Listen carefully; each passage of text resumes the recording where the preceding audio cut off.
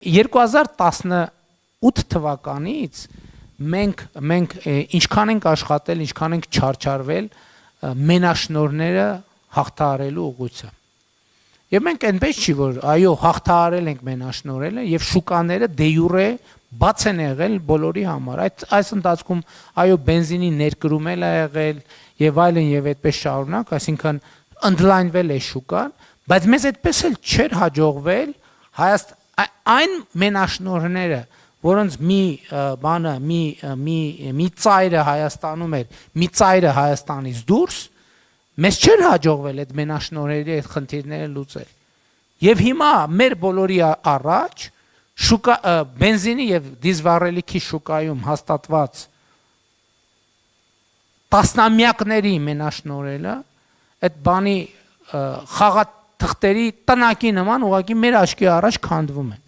Մեր աչքի առաջ քանդվում են եւ բնականաբար այդ բոլոր ընկերությունները տասնամյակների հիմա վերջին հուսահատ ճիքերն են գործադրում եւ մեծ ներդրումներ են անում հակաարշավ իրենց մենաշնորհային դիրքը հայրենասիրական բանի տակ, հայրենասիրական